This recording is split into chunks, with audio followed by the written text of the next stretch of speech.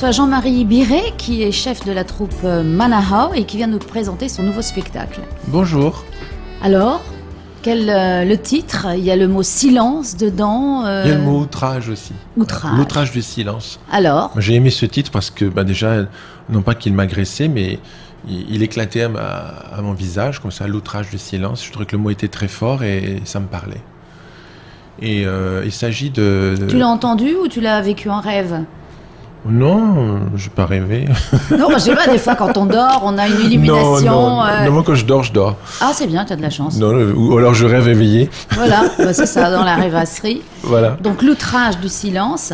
Donc j'ai voulu parler du fait que à un moment, la langue tahitienne a été interdite à Tahiti, comme les langues régionales ont été interdites partout, en France métropolitaine comme dans le Pacifique et ailleurs. Et que après il s'est passé des choses pour la réintroduire dans les écoles, des gros efforts. Et ensuite, qu'est-ce qu'il en est aujourd'hui, quoi. On entend dire que la langue est en train de disparaître, et puis on entend des gens parler tahitien, même des très jeunes, hein. Et je me dis, non pas que je doute, hein. Je dis, plutôt que de se demander si oui ou si non, qu'elle disparaît ou pas, on pourrait peut-être décider, on la parle ou pas. Voilà, c'est la meilleure façon de la faire vivre, hein, parce que pour qu'une langue perdure, je crois avoir entendu dire qu'il fallait au moins 500 000 personnes pour la parler. Donc on est loin du compte ici. Ouais. Donc 270 000 habitants dans toute la Polynésie avec toutes les langues différentes. Mais il y a effectivement un renouveau. Bien, il y a eu plusieurs dispositifs mis en place dans l'éducation en particulier pour que la langue soit enseignée, qu'elle soit parlée. Voilà. Et puis, je ne peux pas parler des résultats parce que c'est pas mon travail de le faire. Mais je trouve qu'il y a eu plein d'efforts et qu'on pourrait parler plus. Moi, par exemple, les résultats ne sont pas à l'aune des efforts fournis. Peut-être, je dis seulement peut-être. Hein. Mais par exemple, moi qui travaille avec une troupe de danse, quand je demande à mes danseurs, qui parmi vous parle tahitien, 10%. Ou alors les autres n'osent pas dire, ou ils se disent non, c'est pas assez bien, mais il y en a 10 qui se lèvent et disent moi je parle. Ça, j'ai été surpris la première fois. Et je suis oui, on peut danser et ne pas savoir parler, oui. Après tout, il y en a bien qui dansent, ils savent pas jouer de la musique. Après il y en a qui dansent qui sont muets. Oui, aussi. Voilà. Mais quand on parle, quand les jeunes me disent moi je vais au Heiva parce que je veux retrouver ma culture, je dis oui, parle un peu. Apprends un peu. La culture, c'est pas que la danse. Voilà, c'est pas que la danse, c'est pas que le tatouage. C'est déjà pas mal que la danse et le tatouage en sont à cet état aujourd'hui, puisqu'ils ont été interdits aussi, hein, pendant longtemps. Et maintenant, je dis pas que toute la planète danse le Holi Tahiti, mais on en voit partout. Enfin, c'est ce qu'on entend en tout cas, hein, et puis c'est tant mieux. Le tatouage, il n'y a pas que les Polynésiens qui ont leur graphisme, il y en a partout dans le monde. Et il y a ces échanges qui sont faits lors de festivals et je trouve ça très, très beau, très riche, hein, ces échanges artistiques et culturels.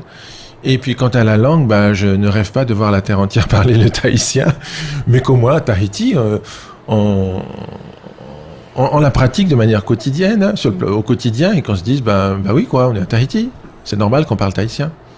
Et le français et l'anglais et tout le reste, ce sont nos langues, hein. Mais peut-être et j'entends dire ça, que le tahitien est en perte de vitesse et c'est un petit peu dommage. C'est-à-dire que le problème aussi qui se pose, c'est que les garants de la langue, la bonne langue, le bon parler tahitien, sont parfois un peu intégristes dans leur façon de faire et que souvent les gens ont peur de parler tahitien parce qu'ils font beaucoup d'erreurs. Personnellement, je ne fais pas partie des spécialistes du Reo Tahiti, ni spécialiste de rien du tout. Je suis un aventurier, je suis un artisan, hein. Et quant à la langue tahitienne, j'ai été inhibé pendant longtemps, parce que je me disais non, ça fait honte, c'est même pas bien, ou je suis trop papa, ou je suis trop truc. Et puis finalement, un jour, je dis flûte, c'est ma langue aussi, c'est la langue de ma maman, c'est la langue du pays où je vis. Et rien que pour ça, j'ai le droit de la parler. Même si je suis maladroit, même si je confonds to ou et ta ou, je me fais une grande recherche à chaque fois pour savoir lequel je dois employer. C'est pas si simple. Je me dis que c'est pas si grave. Il faut la pratiquer de toute façon. C'est pas si grave que ça et je ne prétends pas ni l'enseigner ni siéger à l'académie. Voilà, mais l'essentiel c'est de pratiquer la langue. Alors justement, par le truchement de ton futur spectacle, comment ça se passe ? Parce que c'est danser. Oui, donc voilà. comment on arrive à la langue ? C'est ça qui est intéressant. Eh bien, ça n'a pas été simple parce que c'est un sujet difficile, c'est un sujet délicat, on peut bousculer des personnes, on peut vexer des gens aussi. Hein. C'est un sujet, j'ai envie de dire, d'actualité depuis un moment.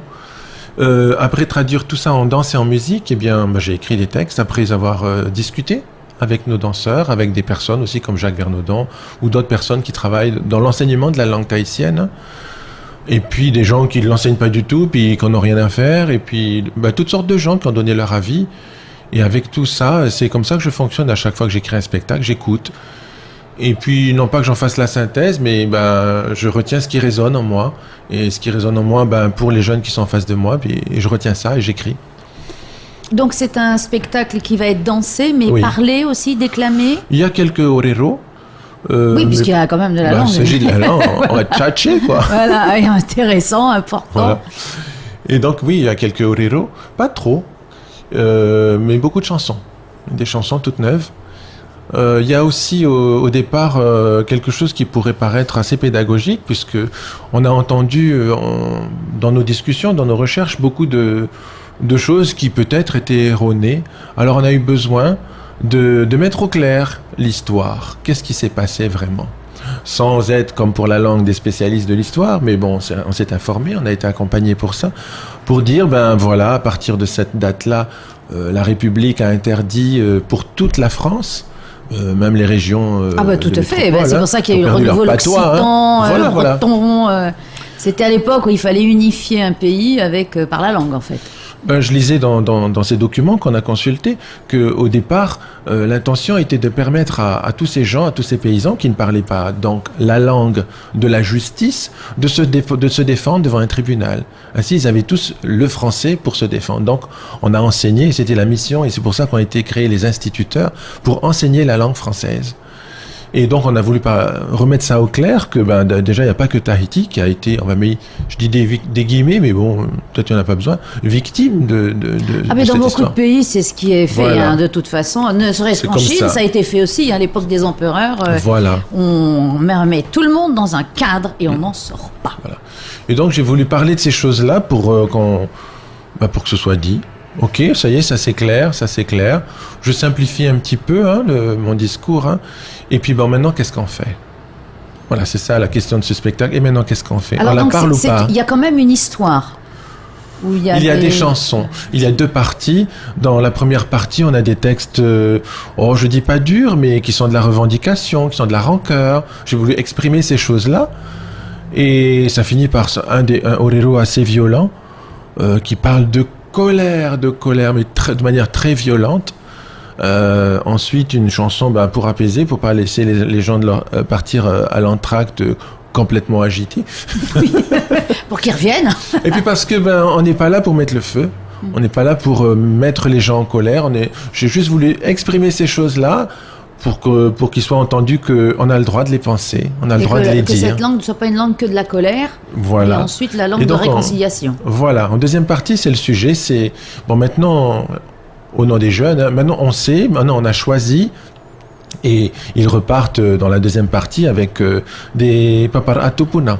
Ils disent leur généalogie, et quelque part, c'est un premier geste vers d'accord, je reprends le chemin des choses dites de la culture, je m'adresse à mes ancêtres, et je sais qui ils sont, et je sais qui je suis, et donc je reprends mon chemin, mais avec en plus mon identité de Polynésien que je choisis, comme je veux, aujourd'hui.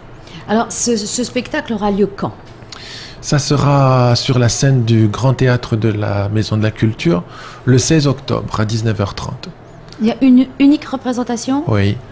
Il y en a une le 14, mais elle est réservée à des étudiants. Et le 16, c'est grand public. Puis j'espère que vous serez tous nombreux. Oh bien sûr. Ah ouais, j'ai vraiment envie. Il y aura une captation d'une télé quelconque ? C'est prévu, c'est en cours de négociation. Oui, parce que après c'est intéressant pour les gens, ne serait-ce que pour les gens des îles qui ne peuvent pas toujours se déplacer, d'avoir après une œuvre qui leur permette aussi de retrouver la langue. Sans vouloir passer ni pour les sauveurs, ni pour les donneurs de leçons, on aimerait bien que nos propos soient entendus. Bien, écoute, pas que ce soir-là. Ne t'inquiète pas, on vous en fera de la publicité largement. Merci beaucoup. Merci Jean-Marie. Merci pour votre accueil. C'est normal, c'est la radio de la culture ici. Enfin, on essaye, Mais oui, mais c'est bien fait. Merci.